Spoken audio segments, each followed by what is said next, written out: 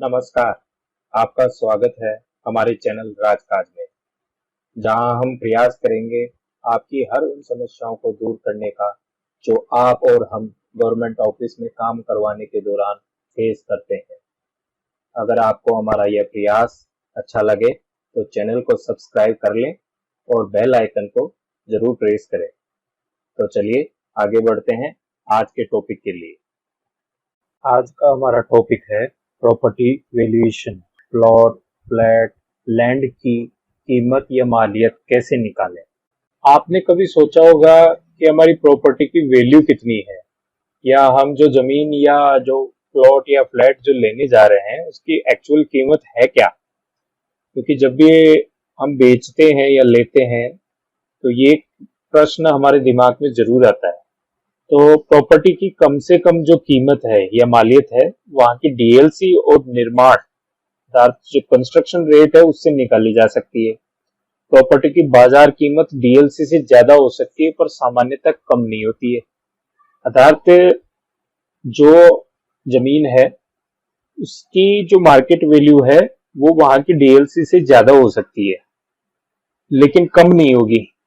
तो मतलब हमारे पास एक ऐसा साधन है कि हम हमारे प्लॉट या जो भी अपनी प्रॉपर्टी है उसकी कम से कम कीमत हम निकाल सकते हैं। अब दूसरा टॉपिक आता है कि what is DLC and who decide it. DLC क्या होती है तथा इसे कौन निर्धारित करता है। तो डीएलसी का जो फुल फॉर्म है वो है डिस्ट्रिक्ट लेवल कमेटी, अर्थात जिला स्तरीय कमेटी। डीएलसी प्रॉपर्टी की वह दर है जो राज्य सरकार द्वारा निर्धारित की जाती है। यहाँ राज्य सरकार से मेरा अर्थ है एडमिनिस्ट्रेशन, जो वहाँ का लोकल प्रशासन होता है वो यह निर्धारित करता है, और हर स्टेट द्वारा अपने यहाँ की डीएलसी निर्धारित की जाती है जो वहाँ की बाजार कीमत के बराबर या आसपास होती है। यह प्लॉट फ्लैट के लिए वर्ग मीटर, वर्ग फीट, वर्ग गज में होती है, और जो कृषि जमीन होती है वो बीघा या हेक्टेयर में होती है। डीएलसी का जो प्रस्ताव होता है कि भाई मेरे एरिया की डीएलसी क्या होगी, वो वहां का सब रजिस्ट्रार अर्थात उपपंजीयक बनाकर भेजता है डीएलसी कमेटी के पास। और फिर उस कमेटी के जो मेंबर होते हैं, जिसमें सब रजिस्ट्रार भी होता है, वहां का उप महानिरीक्षक अर्थात डीआईजी भी होता है, वहां का लोकल विधायक और जिला कलेक्टर और अन्य मेंबर होते हैं जो इस प्रस्ताव को जांचते हैं और उसमें निर्धारित करते हैं कि हमें बाजार कीमत क्या रखनी है। जिला कलेक्टर के अनुमोदन के बाद ये डीएलसी फिक्स हो जाती है और उसका रिकॉर्ड संबंधित सब रजिस्ट्रार ऑफिस में जमा हो जाता है। और अब सवाल उठता है कि हमें हमारे एरिया की डीएलसी कहां से पता चले। तो जैसा कि हमने बताया कि डीएलसी निर्धारण के पश्चात जो उसका रिकॉर्ड है वो संबंधित सब रजिस्ट्रार ऑफिस में जमा हो जाता है, जहां से हमें डीएलसी का पता चल सकता है, या जो भी वेबसाइट है पंजीयन एवं मुद्रांक विभाग की, वहां से हम डीएलसी का पता कर सकते हैं। प्रमाणित प्रति के लिए हमें संबंधित सब रजिस्ट्रार ऑफिस में एक एप्लीकेशन देनी पड़ेगी, और जो उसकी निर्धारित फीस है 10 रुपए या 20 रुपए, वो हमें जमा कराकर उसकी प्रमाणित प्रति मिल जाएगी।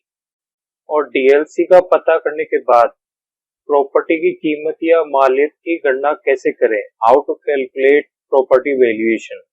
तो उसके लिए प्रॉपर्टी का जो एरिया है उसको डीएलसी से गुणा करना पड़ेगा। साथ ही अगर उस पर कोई निर्माण है, कंस्ट्रक्शन है, तो उस कंस्ट्रक्शन एरिया को, जो कंस्ट्रक्शन रेट है वहां की, जो राज्य सरकार द्वारा निर्धारित की जाती है, उससे गुणा करना पड़ेगा। और ये जो दोनों हमारी वैल्यू निकल के आई तो उनका टोटल जो होगा वही हमारी डीएलसी से उस प्रॉपर्टी की वैल्यूएशन होगी। इसके लिए अब हम एक उदाहरण ले लेते हैं। जैसे कोई प्रॉपर्टी है जिसका एरिया है 88.89 स्क्वायर यार्ड, 88.89 गज, और स्क्वायर मीटर में 74.32 स्क्वायर मीटर, जिस पर टोटल कंस्ट्रक्शन है हमारा 800 स्क्वायर फीट, और जो ये प्लॉट है जहां स्थित है उसकी डीएलसी है 16,000 पर स्क्वायर मीटर, और कंस्ट्रक्शन रेट है वहां का 1200 रुपए स्क्वायर फीट आरसीसी के लिए। तो इसकी हम जब मालियत निकालेंगे तो जो लैंड है, जो हमारा प्लॉट है, उसकी वैल्यूएशन निकल के आएगी 74.32 मल्टीप्लाई विथ 16,000 जो हमारा बन के आएगा 11,89,120 रुपीज। और जो कंस्ट्रक्शन है उसकी वैल्यू निकल के आएगी 800 multiply with 1200 equal to 9,60,000 rupees. तो टोटल जो हमारा वैल्यूएशन बन के आएगा इस प्लॉट के लिए वो है 21,49,120 रुपीज। इसमें हमें एक चीज ध्यान रखनी है, जो भी हमारी डीएलसी है जिस भी यूनिट में है, जैसे स्क्वायर मीटर में है या स्क्वायर यार्ड में है या स्क्वायर फीट में है, तो जो प्लॉट का एरिया है वो भी हमें उसी यूनिट में कन्वर्ट करके फिर उसे मल्टीप्लाई करना है। ऐसे नहीं करना है कि स्क्वायर मीटर में हमारी डीएलसी है और हमारा जो प्लॉट का एरिया है वो हमारा स्क्वायर यार्ड में है। इससे आपकी जो वैल्यूएशन है वो गलत आ सकती है। अब हमारे जहन में कुछ सवाल हो सकते हैं, जैसे अगर मेरा प्लॉट कॉर्नर है तो प्रॉपर्टी की वैल्यूएशन पे क्या फर्क पड़ेगा। अगर आपका प्लॉट कॉर्नर है तो उसकी कीमत बढ़ जाती है और जब भी उसकी वैल्यूएशन की जाएगी तो उसका कुछ परसेंट है जो उसमें अतिरिक्त जोड़ दिया जाएगा।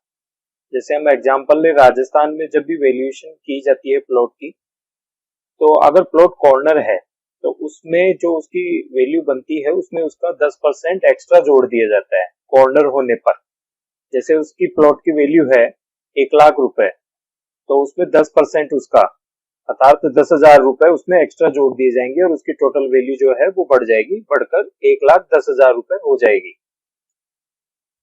अब दूसरा सवाल आता है कि अगर मेरे प्लॉट के चारों ओर बाउंड्री वॉल बनी हुई हो, तो अगर आपके प्लॉट के चारों तरफ बाउंड्री वॉल बनी हुई होगी तो इस बाउंड्री वॉल के कारण आपके प्लॉट की कुछ वैल्यू बढ़ जाएगी और ये वैल्यू उसके जो कंस्ट्रक्शन रेट होते हैं उसी में आता है। जैसे बाउंड्री वॉल का जो कंस्ट्रक्शन रेट है राजस्थान में वो है 400 रुपए रनिंग मीटर। तो जो आपके बाउंड्री वॉल है, suppose 100 running metre boundary wall है, तो उसको 400 से गुणा करना पड़ेगा और जो वैल्यू आई उसको हमारी टोटल जो वैल्यूएशन है उसमें जोड़ दिया जाएगा। अब तीसरा सवाल आता है कि फ्लैट के साथ मुझे पार्किंग मिली है, तो उस पार्किंग की क्या वैल्यूएशन भी जुड़ेगी। तो पार्किंग की वैल्यूएशन भी जो प्रॉपर्टी की वैल्यू होती है उसमें जुड़ती है। अब पार्किंग दो तरह की होती है, कवर्ड और ओपन, तो दोनों की अलग अलग रेट होती है जो कि प्रॉपर्टी की वैल्यूएशन में जुड़ती है। अब चौथा सवाल आता है कि मैंने कोई कृषि जमीन खरीदी या मेरी कोई कृषि जमीन है, उसमें कोई कुआं या बोरिंग है, तो क्या वो भी मालियत में आएगा। तो हाँ, वो भी आपकी मालियत की गणना में आएगा। अगर आपका बोरिंग वर्किंग है और उसमें इलेक्ट्रिसिटी कनेक्शन है तो उसकी वैल्यू अलग होती है, और अगर कुआं है तो उसकी वैल्यू अलग होती है, और दोनों ही आपकी जो प्रॉपर्टी की वैल्यूएशन है उसमें जुड़ती है। अब पांचवा सवाल आता है कि अब मेरे पास कोई औद्योगिक जमीन है जिसमें टीन शेड लगा हुआ है, तो क्या ये टीन शेड भी शामिल होगा। तो हाँ, औद्योगिक जमीन में लगे हुए टीन शेड की गणना भी निर्माण रेट के अनुसार ही की जाती है और वो भी जो प्रॉपर्टी की वैल्यूएशन होती है उसमें जुड़ती है। लेकिन ये जो टीन शेड की रेट होती है ये नॉर्मल आवासीय जो टीन शेड होता है उससे अलग होती है और उससे ज्यादा होती है। के साथ ही ये वीडियो यही समाप्त होता है। आगे के वीडियो में हम देखेंगे रजिस्ट्रेशन स्टैम्प डिपार्टमेंट के जो सॉफ्टवेयर हैं, ऑनलाइन टूल्स हैं, उनसे हम प्रॉपर्टी की वैल्यूएशन कैसे निकालें। तो बने रहिए हमारे साथ।